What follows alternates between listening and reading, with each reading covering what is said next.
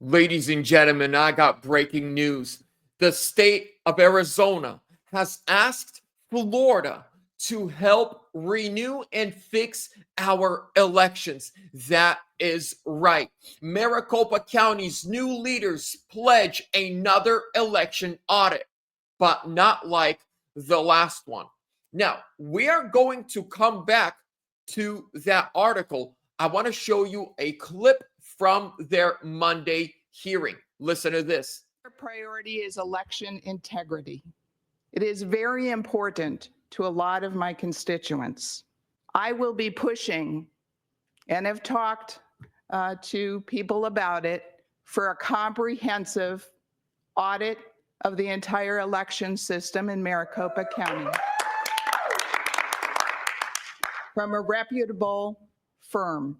I've already had a conference call, Tom and I have been on it, with the Senate President, the Speaker of the House of Arizona, and the Florida Secretary of State, where we have discussed the differences between the state's election system and see if there's any areas where we can improve. So we now have a majority in the state house, a majority, supermajority in the Senate, a Republican Senate leader, Republican House Speaker, new Board of Supervisors who are MAGA, pro-Trump, and want to fix our elections. And they are asking Florida for help. Let's not forget, Florida just a few years ago had some of the worst elections. We all remember the Bush-Al Gore election. It was Florida that had the issues. Now Florida has some of the best, if not the best, election protocols and laws.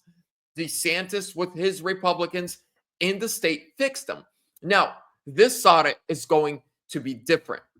Let's read this. Maricopa County's new leadership will move immediately to commission an independent audit of the county's election system. Incoming supervisors announced at their first meeting Monday, but they promised that it will not be a repeat of the partisan, chaotic review of the county's 2020 election.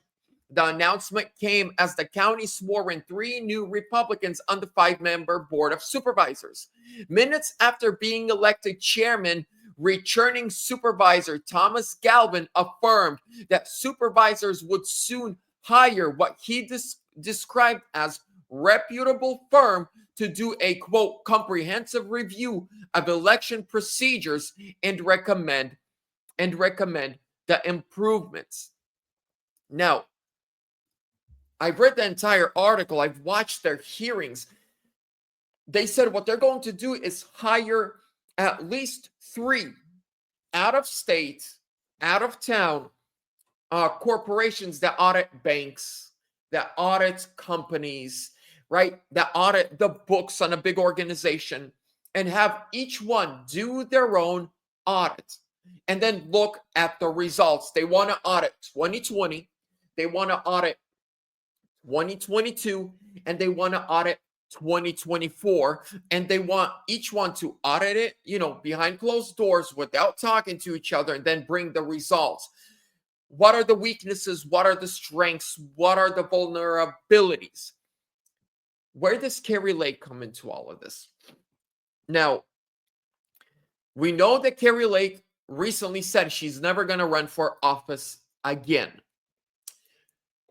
Maybe praying, hoping, and crossing our fingers. What if Arizona elections get fixed, like completely fixed, overhauled, like get them fixed to Florida levels? I think she might run again. But if they discover that she won 2022 and 2024, then we need a judge with some cojones to come in and do his job, and that is fire Katie Hobbs, throw her behind some prison cells, and have Kari Lake take her rightful place. I don't know. Ladies and gentlemen, I'm loving it. I'm here in the state of Arizona. I can't wait for this to start. I'm going to be covering it from day 1 to the finale. I'm going to be going to these Board of Supervisor hearings. I'm going to be listening. I'm going to be watching, and I'm going to give you all the details. Election integrity in this country matters. Make sure to subscribe, smash that thumbs up button, leave me a comment. What do you think is going to come out of all of this? Make sure you have your bell notification buttons on. God bless you. See you in the next